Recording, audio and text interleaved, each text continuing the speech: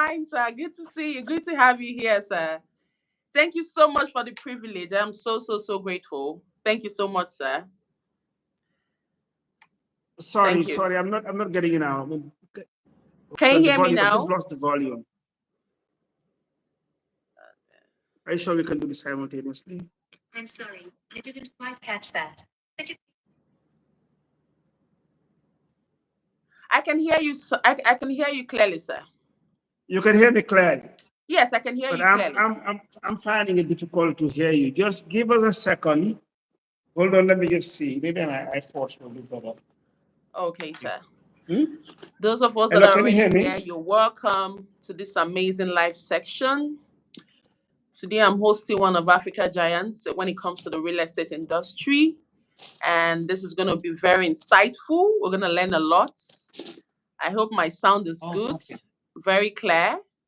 If you can hear me, just leave a wave or just leave a hi on the comment section so that I know that my sound is good. Okay, now it's excellent, lovely. Oh, thank you very much, sir. Good to have you here, sir. I'm joining from Nigeria. Thank you so much. Where are you joining from, sir? I'm joining from the Gambia, and nice. I hope those who are connected will know where I am, where the Gambia is. Okay, that's good, sir. That's good to know, sir. It's interesting. At times, I meet some Nigerians who, when you tell them Gambia, they say, "Oh, where's that? In East Africa or West Africa?" It's a shame, isn't it? Amazing. Amazing. So you're welcome to this live section. And today, like I said, we're having one of African giants when it comes to the real estate industry. And like I said, it's our utmost pleasure to have you here today, sir. Thanks for joining us. Thanks for the privilege. Thank you for all you do for Africa. Thank you for all you do for the Gambia, Sierra Leone, here in Nigeria. Thank you for everything that you're doing. Thank you for putting us there on the global map, right? So I'm going to start with the first question because they say time is very important, right? So, Mr. Njie, building 1 million homes, it's an incredible, ambitious goal, yes. What personal experience or moments ignited that passion within you and made addressing Africans' housing needs feel like your calling? Well, the thing is, it all started when I came to Nigeria. When I came to Nigeria in 2012, the figure which never changes that I heard there was 17 million, that the housing deficit is about 17 million. And as you're aware, we delivered the Rift-Taf Golf Estate, which is about 1,200 units. So, and whilst I was in Nigeria, I mean, I could hardly see developers like myself. I mean, and what is 1,200 in a country that has a deficit of 17 million? So it's even less than a drop in the ocean. So I just thought that, look, if we want to solve the housing problem or make a dent in this in the demand, we need to scale up. And that was what really drove me into doing this. And look, we need to look at it, we need to think big. Because again, Nigeria, regardless of its size, hardly would you find developers doing, development in thousands. So that is what really drove me into having this vision and also looking at long term. Because, for housing development, the lead is mostly taken by politicians because they are the ones who've got the mandate to house their electorate. And I remember around 2015, 2016, when the APC regime came in with Buhari, and the Honorable Fashola was the Minister of Housing. In their manifesto, they said that they were going to deliver, I think, about 1 million in the first year, and then the following year, about 2 million and so on. So, but I'm sure by the time you do an audit now, for having been there for 2 consecutive terms, I doubt if even they have done 200,000-300,000. So, and again, I've had a lot of demand from other countries, not only in Nigeria. People just calling us in, after our video with Wodemaya went viral. And we thought that, look, we just need to scale up. So we thought that now we will not develop anything less than 1,000. But the magic figure is 5,000, which we're doing in the Gambia, in Sierra Leone. And yes, today much bigger in Port Harcourt. 20,000 in Port Harcourt. 20,000 is a whole lot. A whole lot. You know, Yeah. the housing deficit, it has to be a joint effort to actually help solve the situation, help curb the situation at the moment.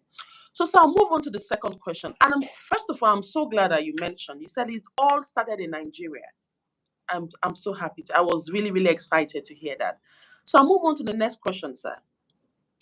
TAF Africa Global has a long, successful history. What are the values that have been at the very heart of the company since the beginning? And how do those guide your most difficult decisions? Well, there are two things that guides us to bring us where we are. One is integrity. We are a company that values integrity a lot. And as the saying for us is that our word is as strong as our writing or signature. Once we say something, we mean it and we deliver, regardless of all the challenges. And the other thing is also ethics. There are quite a lot of values that we carry on board. But you know, being ethical, understanding issues and dealing them rightly. Because throughout our journey, we started, you know, from the very lowest end of the pedestal, where we started building some few houses, you know, building for private individuals, you know, taking on contract. But one thing that I have adopted from day one is that whatever we tell you, we will deliver, which is not the case most of the time in this type of business. You know, people will run away with your money. You know, they will, you know, not deliver what is promised. But I made sure that I developed a team that keeps our promise. Whatever we are going to do, when we face challenges, we'll come and meet you and explain why we cannot do it, and then probably renegotiate. So this is a major value that we carry on board, and that we are a company that is about what 34 years old, and anybody who's dealt with us knows that we demand, and we have always had huge integrity in everything that we do. Hmm. Hmm. Thank you so much for that insight, sir. Everybody's clear on that. That when it comes to dealing with TAF Africa Global, integrity is your number one. Integrity, integrity, integrity. You say it and you deliver. You do it, which is what we need. Mhm, More integrity in the system, right? So I'm mhm. going to move briefly, Yeah. quickly to question three. So the 15-minute city idea is a forward thinker, yes. Can you share your thoughts process behind embracing this concept? What is it? Was it a challenging decision, and what do you believe to be the greatest benefit of the Greater Taf City to the Port Harcourt people, to Well, the people of River State? yeah. I mean, one, the concept that we use in developing cities and micro cities, it's a live, work, and play concept. Because most of the time, the reason why people don't want to move away from the densely populated area, like where people are living, it's because, I mean, they think about shuttling daily. For example, the accessing schools, medical facilities, you know, and many other things that you need daily. So the thinking behind the 15 minutes concept is that, and 15 minutes by feet, by walking, you know, when you walk, within 15 minutes, you can get to anywhere, is to make sure that people who are living within our cities are not shuttling all the time. I mean, for example, knowing in Port Harcourt, if you were to live, let's say, for example, in GRA, and then you want to come and, you know, come to work to the airport, you know, it's a distance, you know. So we thought that, look, when we do our development now, like what we are doing now in around the airport with our new Greater Taf City, everything that you need on a daily basis will be around, which is key, because that again tells on the pockets of the people who are living there. You know, you don't have to spend on transport, you know, security shouldn't be an issue, and so on. So this is the concept behind the 15 minute city. Same thing in Sierra Leone, we're doing the same with this TAF Salon Micro City, and same thing in the Gambia with TAF City. So the concept is live, walk, and play. So you don't get up in the morning and have to drive your kids to school. You don't have to, drive away to go to a medical center. You don't have to drive away to go to an office. All is within the city. Hmm. Wow, that's impressive. So I don't need to live in Port Harcourt and feel like I'm in the outskirts. So with the 15-minute concept, I can from Greater Taf City get to my workplace, my kids' school. It's accessibility from all you said. I've said accessibility, which you've made it very, very easy. So I'm gonna Yeah. go to the next question. So sustainability isn't just a trend, right? It's crucial. Beyond maintaining eco-friendly innovations in Greater Taf City, can you explain why this is a personal priority for you and possibly share any specifics on the innovations you are most excited about in the Greater Taf City? Yeah, sustainability goes around the environment, number one, social, and then governance. First, let me start with the environment. The environment, we do make sure, first, I mean, you know that developers, when you move into sites, people expect them to clear the land, the natural vegetation. So obviously, these are two things that it's difficult to bring together. You cannot say that you are developing houses, yet still saying that, okay, you are there to enhance the environment. So in our own case, what we do is that anywhere that we find a tree that we need to cut down, we replace it by 10 trees. So if we're doing a road, the first thing that we do is when we come to site, we do a drone survey. And these days, the accuracy of the drone survey is done in such a way that every mature tree is picked up. So when our architects and master planners are designing the layout, they will try and avoid all the big trees. So, for example, if the road was coming to hit a tree, you will say, okay, if I shift it by 4 meters or 3 meters, I will save the tree. That's first that we start. Then, secondly, if we don't have no choice but to cut the tree, we make sure it is replaced by 10 trees. So we enhance the environment. And again, because of the way we developed, I mean, we have, town lots or plots that we build.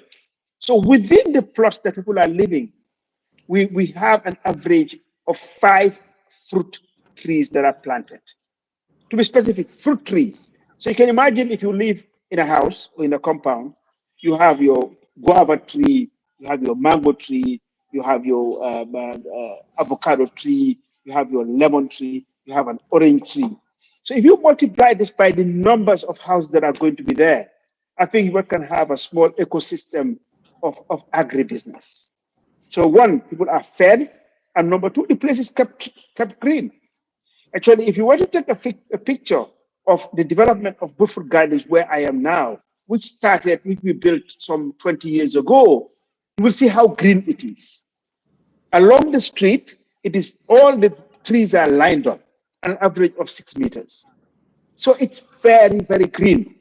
If you come here during the mango season, you will see huge mangoes that are falling and people are picking it up. So this is the concept behind it on the environment. And then on social, when you come into an area and you are doing this type of development, there is a social responsibility. Because remember, there are people who are living around the area. So employment needs to be created. So then it becomes more sustainable. Today, if you come to the Greater Taf City, you'll find that there are so many contractors there, about hundreds of them. Some are local, and employment is created. So you're bringing food to the table. So that also contributes to sustainability. The other thing is governance. I mean, making sure that you are transparent. For example, anybody who deals with us understands that you don't just come and give us the money, we put it in our pocket or in our safe, and off we go. There are proper structures. One, it is a PPP, a public-private partnership. So we are governed by a board that is made up of us, from the private sector as investors, and then from the government we have three three commissioners that are part of the board. So it's very transparent. And then management, obviously, is being run by myself as the CEO. Then we have a project manager. And then we have the whole structure. I guess you've dealt with us, you know how we're structured. And that is why I can be here in the Gambia and still be effective in Nigeria. So people do ask this all the time, but how do you manage all these countries that you are in? But thank God to technology. Here you are. I guess where are you? You're in Abuja? I'm in Abuja. You're in Abuja. I'm in the Gambia, and we're talking about projects in Port Harcourt. And that's what technology has brought us today. So that, and if we embrace technology, obviously, sustainability will be a reality. Hmm. Very, very, very insightful. Thank you so much for that. Really, really insightful. So technology plays a huge role, right? Thank you so Yes. much for that, sir. Thank you so much for sharing that, sir. So I'm gonna move to the next question. This one, it's gonna be I have a personal interest in this fifth question. So I'm gonna Go read. ahead. Affordability seems baked into TAF vision, which is refreshing. Could you explain a few of your specific strategies you've employed to keep costs down without compromising on your quality standards? Okay, great. You know, no two countries are the same. No two states are the same, even in Nigeria. For example, if you go up in the north around Abuja, aggregates are much cheaper than down in the south because it's available. And every state has its own advantage. So same thing with the countries in Gambia. We don't have granite. We don't have chippings. It is not available in the whole country. So if you want to bring the chippings you see in Nigeria, or the black chippings you see, you have to shuttle it from Senegal, overland, across a ferry. So you can imagine the cost. So at times people do ask us, oh, but your house in Gambia is costing so much, and it's costing so much in Sierra Leone, or so much in Nigeria. Why the difference? Taxes, for example, the VAT, the value added tax in Nigeria is only 7.5%. In Sierra Leone, it's 15%. In the Gambia, it's 15%. So it's double. Fuel, for example, fuel is much cheaper in Sierra Leone and in Nigeria than in the Gambia or Sierra Leone. So now, for you to be affordable, first, a price of any commodity is cost plus margin. That's the formula. I cannot sell you a house below my cost. And I have to buy all the components, put them together to be able to sell it. So, but affordability comes into your margins. How much margin are you putting on? And margins you can cut down based on the scale that you are putting in. For example, those in Lagos or in Abuja, in Maitama or somewhere, they will look at maybe 30, 40, 50% margin because they're doing smaller units, smaller number of units. But remember, I am trying to do, thousands and thousands of units. So then I can afford to bring my margins down, very, very low, at times even to single digit. So by doing so, my product becomes affordable. But further, I will just now quickly move into Nigeria and how affordable our products are. Now, what we have adopted in Port Harcourt is we're doing semi-finished houses. Reason being that the finished materials are being imported, and we all know the price of the foreign currency in Nigeria, how it just shot up. Now it's gradually coming down, but this reflects on the buildings that we're building. So for this reason, we adopted the policy of building what we call in Nigeria carcasses, semi-finished. So we use very little imported material. So it's all local. Now, if you look at the price of houses, the semi-finished houses that we are doing now, on average, it's less than $30,000. Which really, if you go to other countries, you tell them that you're selling a house for $30,000, they'll say that's a giveaway. Although in Nigeria, people still think, oh yeah, that's a bit expensive. But in reality, if you dollarize it, it's very affordable to have the quality of house that we're building. One, the size, the land area that you have, the services that are there. Because in all our development, we do the roads, We bring in the water supply, we bring in electricity, and these days we even bring in fiber optic cable into it. And it's secure. And it's been tested and proven in the Rift of Gulf Estate, where value of properties that were bought over, past 10 years or so, it's more than tripled. And when you're investing in property, that's what it takes. So affordability, it's very relative. It's based on the country, based on the state, based on the materials that are being used. But on average, for a finished house in dollar terms, we think that what is affordable is around the $50,000 mark, generally across the continent. In Nigeria, unfinished, semi-finished, today we're selling your houses for about half that price, which is about 38 million naira. 38 million naira today in dollar terms is less than $30,000. So now, if you want to finish it up, then you can take your time and finish it. But I think by the time you finish it all up, it cannot be more than $50,000. Well said, sir. And also, there's something that's really getting my interest, because I am very, very particular. I'm very big on using our local materials, sir. We are Africans, right? And the cement, the way it's going now, there's no hope it's going to come down, because the price it's there. It only keeps increasing. And can't we look at developing properties with local materials? I mean, we have clay, we have other sustainable materials too. Can't we look at going into other products for building our houses? Irrespective of where you are, whether in the Gambia, use what you have. Let's go back to the local market, the local raw material. What's that thing that makes us Africa? Can't we portray it out there? But look, the challenge is: would you want to live in what you call Africa using a clay house? Let us be reasonable now. You want to have a decent and nice bathroom, nicely tiled, good toilet seats and so on. So the discussions can be um, very wide. Um, I don't think that's the solution.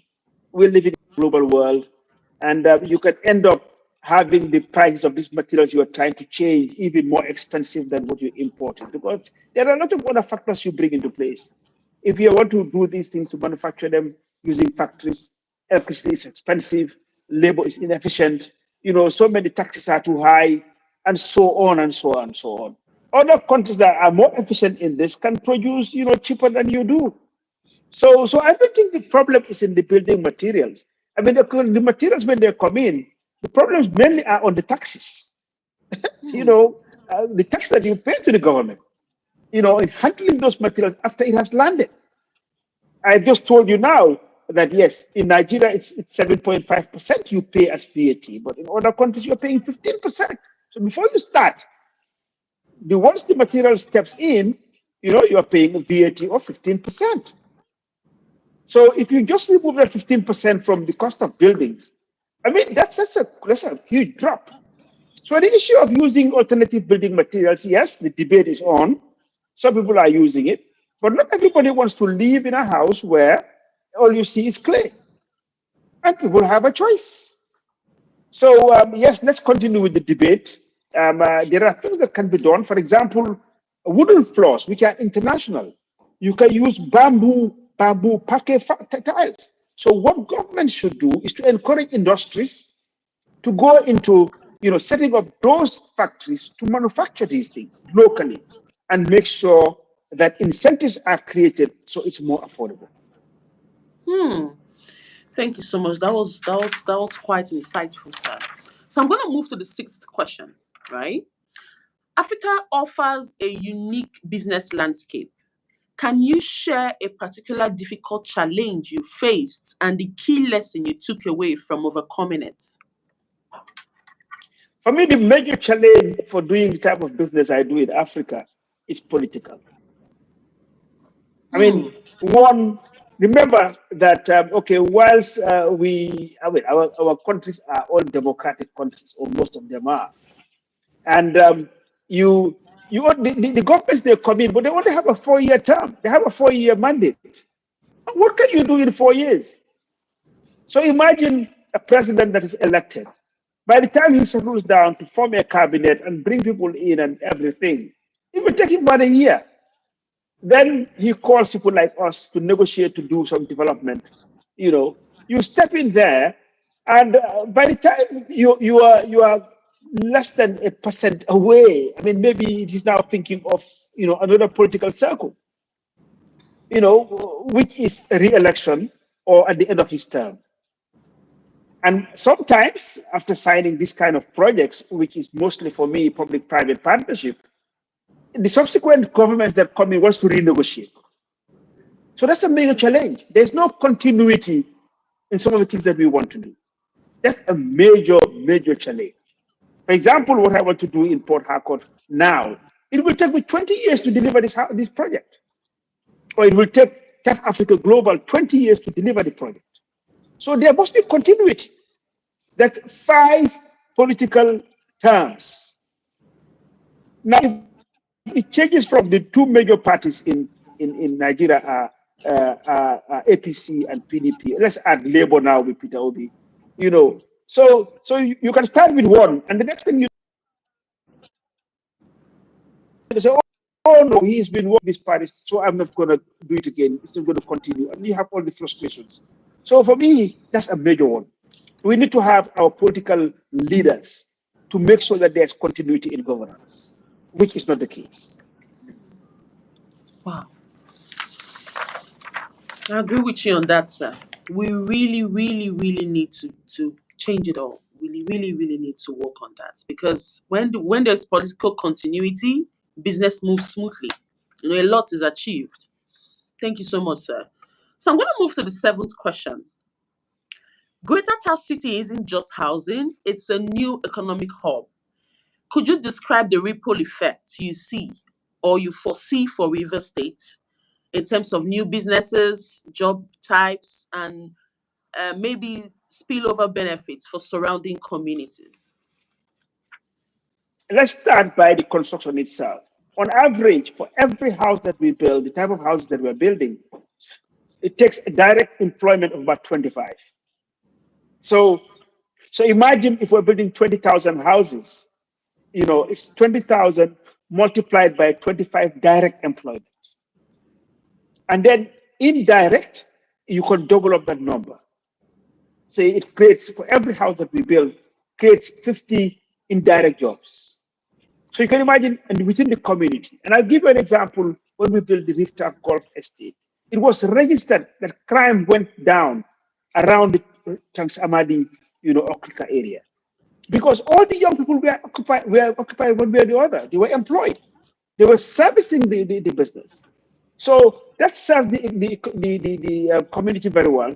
And also it brings about security, because when we have that amount of movement around the place, hotlums will disappear. They don't want areas like those.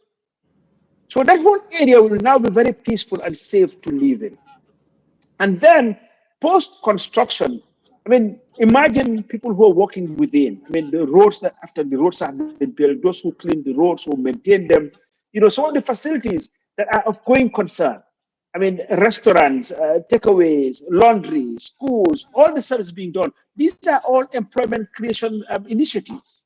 So it brings a lot of business around there.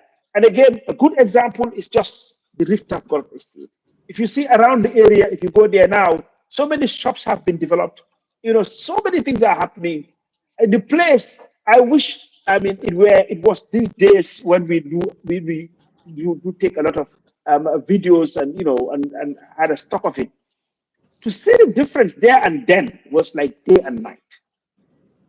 So that's what construction does. And actually in the West, that's how they push up their economies. They make sure they invest in housing. So with all the employment benefits and everything that goes around it, just boost the economy. So that's what you will very soon see where we're building now around the Obi Orikwe road close to the airport. Yeah. I told someone, I said that project is going to transform the airport road 100%, because, like you said, what happened with the golf estates on the Amadi Aziz, it's something that it's as clear as day and night. You know, it's it's very clear. It's very, very clear. So I'm going to move to the next question. So development can sometimes feel at odds with tradition. How do you personally navigate the delicate balance, and what initiatives might be in place to ensure local voices are involved in the process? Well, first, I mean, the issue of transparency. Remember that this project is a public-private partnership, and that is why that's what we go for. We don't go and just do 100% private development, because there are certain things that can only be done by government. Because, for example, the land and all the wahalas we say in Niger that goes around it will be handled by government, not by me directly. Remember, I mean, I'm not a national, and there are certain things that will be very difficult for me. So that is sorted out by the government. And government also engages the community by dealing with the local, the traditional leaders, the local community. They engage them. So in every project that we have a CLO. A CLO meaning a community liaison officer. So there are certain things that we do. We come to an agreement that those services can only be offered by the locals. So we empower them. You know, we give them the first choice that look, in bringing sand in, if you can supply a contractor sand at this price, nobody else will supply it. So they benefit directly. So these are the sort of initiatives that we bring in, you know, and we also train them. Today, I have some community contractors that I trained, you know, that were working with me at the Rift of Golf Estate in Transamadi. Some of them are now working in the Gambia. I brought them over because they are now part of my team. They know our standards, they know what we stand for, you know, they know what type of development we do, but they have started construction with us in Transamadi. So as we go on, we develop team, and that's why we are very Pan-African. We are multinational. If you look at our staff, you know, at every level, you have different nationalities that are employed. And that's what we believe in. We believe that we are a Pan-African company, and we are not necessarily Gambian, you know, so we want to develop a Pan-African team that will deliver projects across the African continent. Wow, exciting and very interesting. Thank you. So to the next question, without revealing too much, you know, can you give us a sneak peek into the TAF Africa, into a future TAF Africa project that has you genuinely excited, and why you think it will be a game changer? We're already there. We're already here. I mean, the Greater Taf City is a game changer. I mean, people were at 20,000. You must be crazy. I mean, some people are struggling by building 10 houses or 20 houses. You know, I have a friend of mine, you know, who's very fond with construction, and he builds his private houses. So he struggles with one house and comes to me and says, how do you do this? I'm struggling trying to build one house, and you are saying thousands of houses across so many countries. How do you do it? The result, the answer is teamwork. I have an excellent team. You know, for example, you recommended, you know, my sales manager. You are the one that recommended her. You know, and I will reveal this. But today, she's entrusted with responsibility. Actually, I think she's doing a promo on this call here, and I was trying to get my decision. She sent me a WhatsApp message yesterday that this is what Yes, she sir. wanted to do. So I Yes, sir. told her, "No, that's your decision. It's not mine. Why are you asking me?" You know, and that's what I do. I push my staff at the deep end of the pool. You swim now and get out. It's not my problem. That's why you are employed. So I delegate, and I don't deal with details. And that is why I am able to operate this big. If you come to details, I am not interested. I am interested in the overall picture. I have a bird's eye view. I am flying at the top and looking down on you guys. What happened on the ground is not my business. That's why you are employed. So the game changer really is what we are doing in Port Harcourt now, and I am glad that actually we we have the present governor who has really entrusted us with the responsibility to deliver this. I mean, I went in there and to sign the MOU. We signed the MOU in December, just before Christmas. Then I told him, well, we need to do the JVA. Then after the JVA, so roughly about 6 months before we hit the site, he said, no, I want you to move to site immediately. And that is why in January 23rd was the time we started the site. 1 month after signing the MOU. And today you can see the site. Already we have close to 200 units already sold. The place has changed. Our offices are there already. Actually, we're going to move our residents in there. I mean, I need not tell you what is there. I mean, anybody who goes there, if you're living in Port Harcourt, just go there and see what is happening. If anybody tells you that this was started in January, which is what? February, March, April. It's not even 3 months. You would not believe it. But that's really the game changer. The big game changer are projects like what we are putting in Port Harcourt. I agree with you, sir. So, the Greater Taf City, located in Port Harcourt, it's an amazing project. If you go there now, you'll be surprised that this project started in December. Like I said, go and see for yourself. Go there, see what's there, and you understand what this concept is talking about, right? So we have a promo code for this, especially for us. So if you use our promo code, which is Dolphins Realty, you get a 6% discount. Whether you're using a payment plan or you're paying outrightly, a 6% discount for investing in the Greater Taf City. Amazing community, 2 bedrooms, 3 bedroom. I'm going to put up the price so that you see it. Key into this project, you won't regret it. So let's move on. Thank you so much, sir. The last question.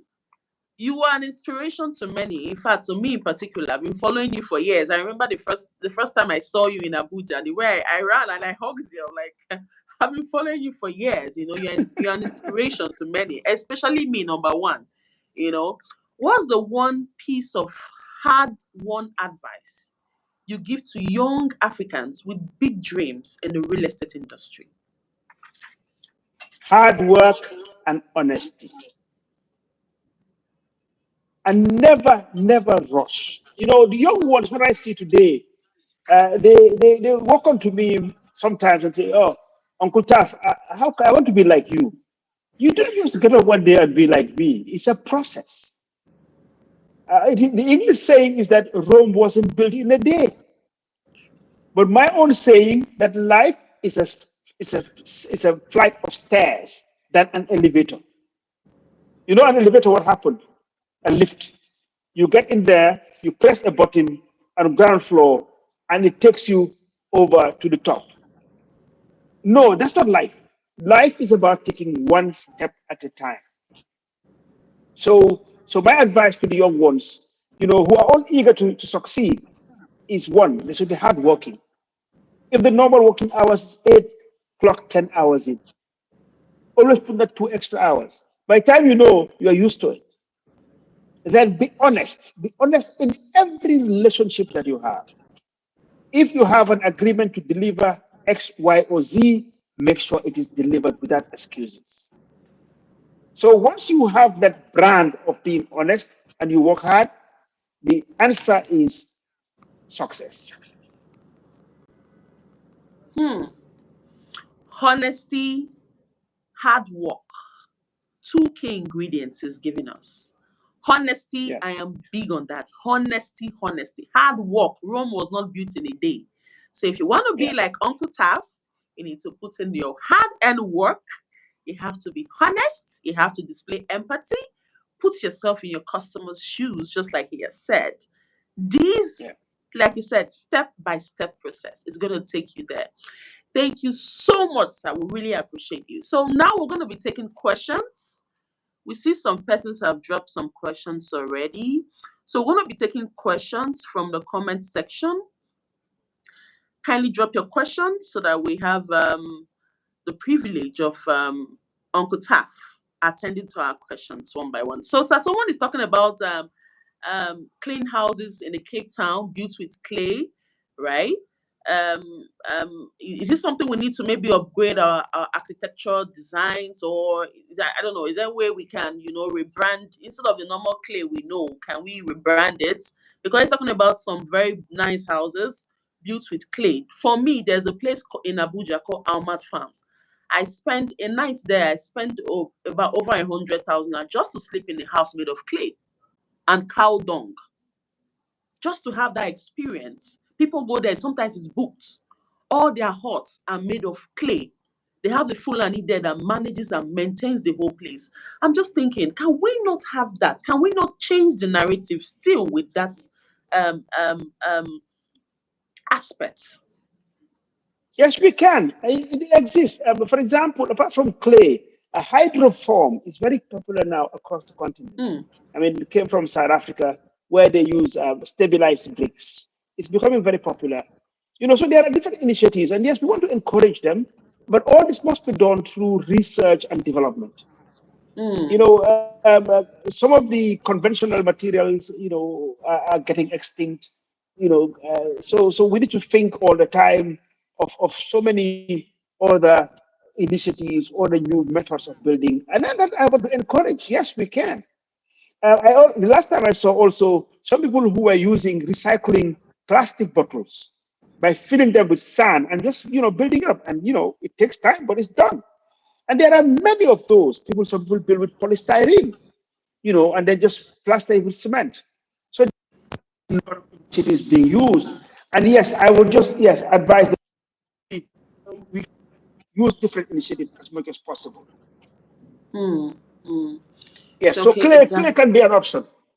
Yes, yes. Okay, someone else is asking. He said, have you considered using geopolymer as an alternative to cement, considering cement creates a huge amount of CO2? I haven't. I mean, but I know it's being used. I don't use geopolymer or whatever. Yeah. Have you considered using geopolymer? No, no, no. I As an mean, but we alternative. can research. We can research and put it on the test. Because everybody's trying to see how they can create an alternative to cement. So Yes. is that any other question? You can drop it so that we attend to it, so that we'll call this space to an end.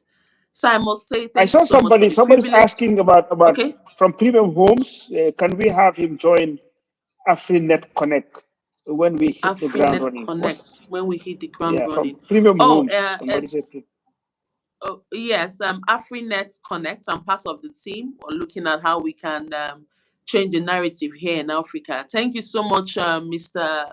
Isika, for that question. So, AfriNet community is a community of Africans, from all over the different countries in Africa. We'll see how we can make Africa more investable, right? How we can actually encourage ourselves to invest in Africa, and also encourage ourselves to change the narrative when it comes to what's happening in Africa. For example, giving out loans so that people can help themselves. Whatever business you're doing, you can actually help yourself, bring yourself on board. So that's what the AfriNet Connect is all about. Maybe I'll send you something on that. Maybe you can review. So that's what he's talking about. So any more questions before we call it to an end?